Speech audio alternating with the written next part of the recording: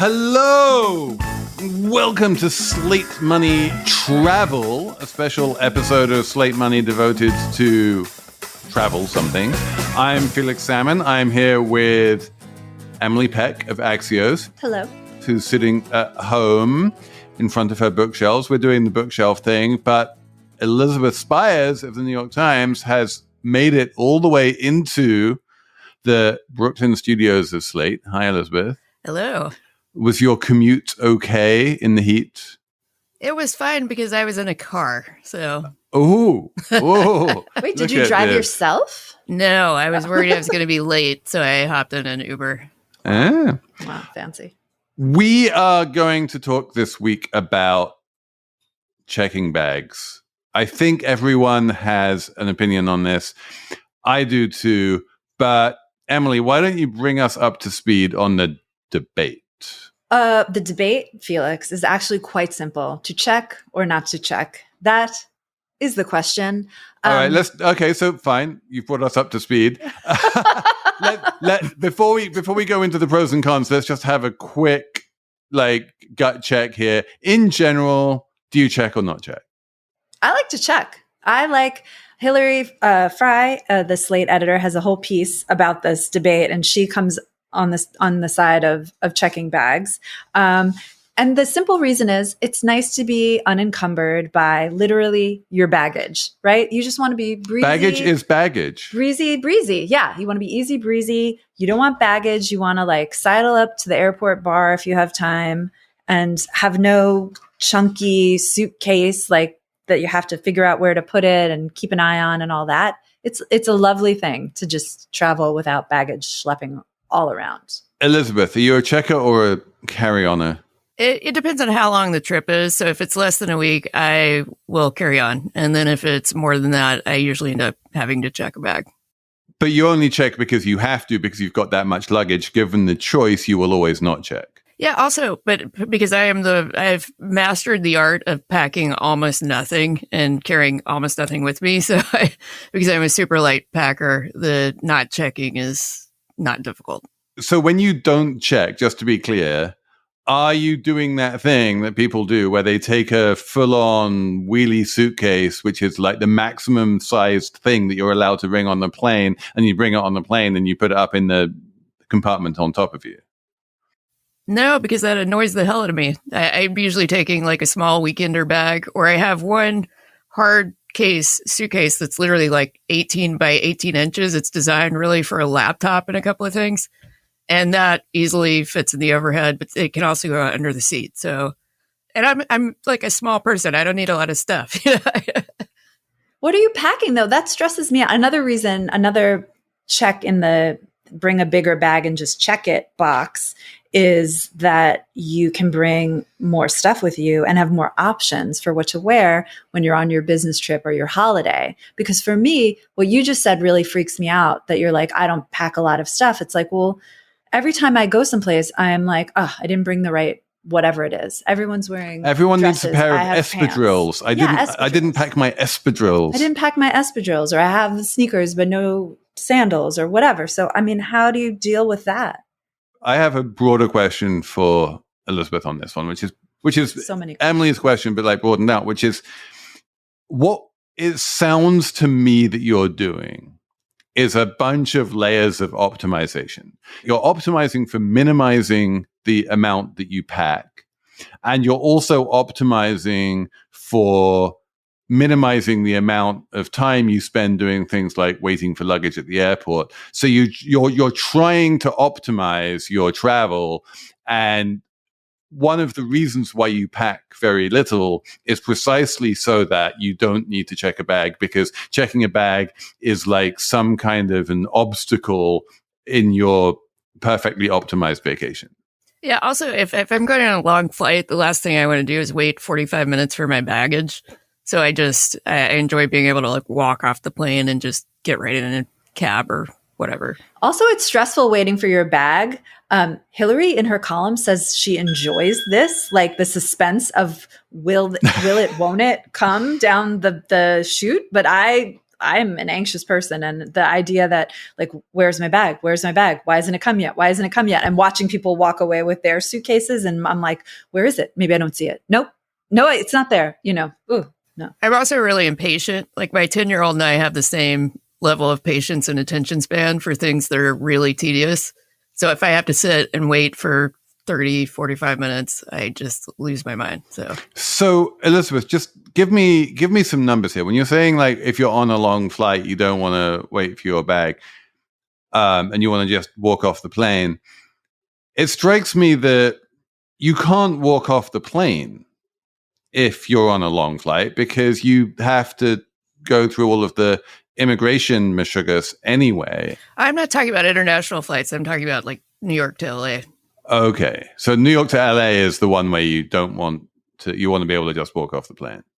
So my feeling is that there are two pieces of technology that solve a bunch of these problems. And my sympathies are more with Emily than they are with Elizabeth. My feeling is that we shouldn't always be trying to optimize stuff, and that an optimized life is a suboptimal life in some weird kind of paradoxical way. Oh, my life is not optimized in most areas, Felix.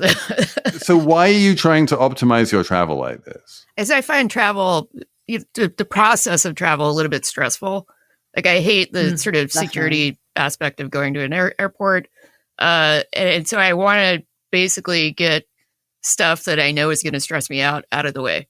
But I am not generally an optimizer. I just think that travel specifically is one of my sore spots. The two pieces of technology that I want to talk about, one is an actual piece of technology, which is the Apple AirTag. And I find Apple AirTags to have been like a surprisingly underappreciated and yet also kind of revolutionary piece of technology. And throwing them in every piece of luggage that you either check or don't check, it's just a wonderful way of putting your mind at ease and always knowing where everything is. And I find that it really does do a great job of relieving anxiety. And besides, if you do start wondering where's my luggage and it's not coming out, and then it turns out to be 1,000 miles away at the airport you left it at and didn't make it onto the plane, like it's very easy to work that one out without having to wait for the very last piece of luggage. And you can, go to your hotel and call the airline and work it out from the hotel. But then Hillary would have no dramatic tension at the baggage carousel. That was the most puzzling part of the column. I just was like, what is she saying? I like it. I vibed with that one. I was like, yeah, the excitement, if it's next bag going to be my bag. It's a little mini, that little endorphin rush you get when you finally see your bag. It's an endorphin rush. I'm into it. I did relate because I like the feeling of the satisfaction of like, oh, now I see my bag. And you're right, it does feel good. And it reminds me of when I get my laundry out of the dryer and I match up the socks. I was just telling my daughter the other day, oh, I love when the socks they come match up again. Like they found each other. They found each other. Exactly. Yeah. I love that. But there's another piece of technology, which is not really technology, but it's something which is much underrated. We are living in a world where there are all manner of ways that airlines charge us extra for things. They often charge us extra to check a bag. They charge us extra for extra legroom. They charge us extra if you don't have extra legroom, but you're just sitting close to the front of the plane, which, by the way, is also this like optimizing thing that people are like, I need to get off the plane more quickly. There's all of the money you spend in the airport. There's just a bunch of random ways in which money leaves your wallet whenever you're traveling. And I would like to propose that in that context, there's a way that money can leave your wallet that is not a huge amount of money and is totally worth it, which is just pack the bag and send it on ahead of you so it's waiting for you in your hotel room when you arrive. This is not hard. There's a bunch of different services that will do this. Luggage free, My Baggage, who knows? There are millions of them. And it's easy, and it normally costs maybe $40-$50. It's not a huge amount of money. And all of your anxiety just dissipates. You get to walk onto the plane with just your handbag or whatever. And you don't need to worry. Like, even if you check a bag, you still have all of the hassle involved in schlepping it to the airport, schlepping it from the airport. Just get rid of all of that. I'm like, send your luggage in advance. I love that. Why doesn't everyone do that? I mean, I guess they don't want to pay $40, $50 on top of already their I might airfare. do that if it were, a very long trip or something. But for a 2 or 3 day turnaround, there's no point. The amount of effort involved in schlepping luggage back and forth is the same. I mean, again, like Elizabeth, for you as the optimizer who never packs anything, then you're fine. But like, just think about it. All of that effort you're putting into optimizing and minimizing the amount you pack, you can lose all of that effort and just pack absolutely everything into a massive suitcase and send it ahead of you. I would argue that I'm spending less effort because I minimalize what I pack. I throw some things in the bag and go. So you're packing for 4 nights in LA. What are you bringing? Just nothing? Just one outfit? I don't understand. No, I bring a lot of stuff that you can sort of go from very casual to a nice dinner. Day to night. And I bring like 1 or 2 pairs of shoes. So you're wearing 1 pair of shoes and you're packing how many more? Okay. 1. And you can fit that into your little 18-inch by 18-inch laptop case thing?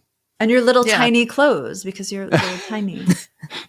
Yeah, I think this is Elizabeth just gloating that she's short. Yeah, this is what it is. That's exactly what it is. So Felix, you always send your luggage ahead even for a short trip, like for 2 nights? You wouldn't do that. No, for 2 nights, I just have a shoulder bag. I don't always do anything. I'm not one of these people who has rules about I always check or I always carry on or I always send my luggage in advance. But the one thing I pretty much always do is throw an AirTag into everything. AirTags are just the best. I don't have any AirTags. Now I want to buy one. I don't have one, but I want to get some because we keep forgetting where we park the car. Yeah, so AirTags are good for locating your car. I keep an AirTag in my car. Sometimes it chirps at me, the one in the car. I don't know why it chirps. But yeah, they're great things. And they just take very standard, those little circular batteries, and they're great. Let's all start sending more luggage ahead of us. I think this is, of all of the solutions that exist to this problem of to check or not to check, I think this is the least utilized and the one that most people would benefit from. I don't know. I'm kind of coming around to the idea of packing like one outfit like Elizabeth and just like raw dogging it through my trip. Like, this is just all I got. So I got this jeans and t-shirt and that's it. Oh, there's also the Japanese way of doing it, which is you just go into the local 7-Eleven, which is a great store in Japan, and buy the t-shirt and the pair of trousers or whatever you need for while you're there, and then just leave them where they are, and just instead of bringing everything that you need with you, just buy whatever you need when you get there. I do that with toiletries because it's such a pain to pack them. You just find the nearest CVS and get the travel stuff when you're there, or get them in the airport. One of the actual good policy maneuvers from the current Trump administration is they're getting rid of the rule where you have to take your shoes off. And I was just reading that they're also looking to get rid of the rules around liquids, which is nice. Exciting. That would be great. These are actual great innovations in policy, and I'm very impressed by both and looking forward to them. The greatest villain of the 21st century is Richard Reeves, the dumb English shoe bomber who tried to bring a bomb onto a plane in his shoe, and he had a bottle of Lucozade. I can't remember. It's all merged into one. But basically, there was some dumb guy who tried to blow up a plane with a shoe, and then some other dumb guy who tried to blow up a plane with a bottle of Lucozade, and both of them failed. But like from that point on, we have caused probably billions of dollars of like wasted human time looking at people's shoes and looking at people's liquids, and getting rid of that would be amazing. What would the policy have been if he had smuggled the bomb in like his pants? Exactly. God Everyone needs to take their pants off. I don't understand that because neither of them succeeded, which is good. We didn't want them to succeed. So why do we have to have a policy? Obviously, whatever policies the airplanes had or the airport had was fine and caught these people. So why did they need to step it up even more? Exactly.